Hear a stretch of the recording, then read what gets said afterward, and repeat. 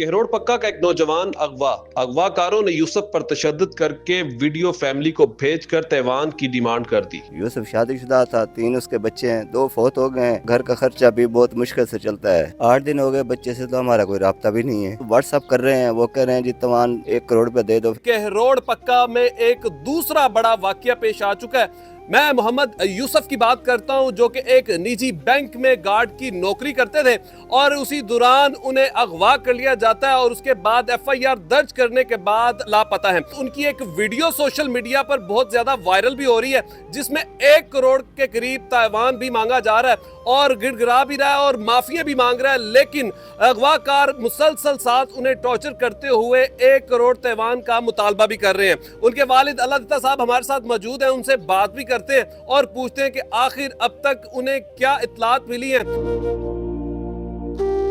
8 دن ہو گئے، بچے سے تو ہمارا کوئی رابطہ بھی نہیں ہے۔ واٹس ایپ کر رہے ہیں، وہ کہہ رہے ہیں جی تمام 1 کروڑ روپے دے دو، پھر ہم آپ کا بچہ دے دیں گے۔ ہم بہت مزدور آدمی ہیں، غریب آدمی ہیں، وہی کماتے ہیں جو شام کو جو ہے نا گھر کا خرچہ بھی بہت مشکل سے چلتا ہے۔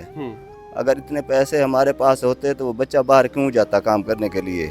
تو 8 دن سے ہمارا بچہ غائب ہے، ہماری کہیں بھی سنائی نہیں ہو رہی۔ ہم جو ہے نا IG پنجاب سے، بی بی مریم نواز سے، وزیر اعلیٰ پنجاب سے درخواست کرتے ہیں کہ ہمارے بچے کو رہا کروایا جائے۔ FIR درج ہو چکی ہے، FIR درج ہو چکی ہے۔ ہم یہ مطالبہ کرتے ہیں کہ ہمارا کام کو کارروائی کے مطابق کیا جائے۔ ابھی جو ویڈیو آئی اس ویڈیو کو دیکھنے کے بعد گھر والوں کے کیا جذبات تھے؟ گھر والوں کو رونا دھونا ہے، ہم بہت پریشان ہیں۔ یوسف شادی شدہ تھا؟ یوسف شادی شدہ تھا، 3 اس کے بچے ہیں، 2 فوت ہو گئے ہیں۔ ایک بچہ جو ہے نا وہ چھوٹا سا ہے، 2 سال کا، 2.5 سال کا۔ کوئی کسی کے ساتھ رنجش یا ذاتی دشمنی وغیرہ کوئی معاملہ؟ نہیں، کچھ بھی نہیں تھا۔ وہ بیمار آدمی رہتا تھا، اس کو سانس کی تکلیف ہے، وہ قرآن کا حافظ ہے اور کوئی کام نہیں کر سکتا تھا۔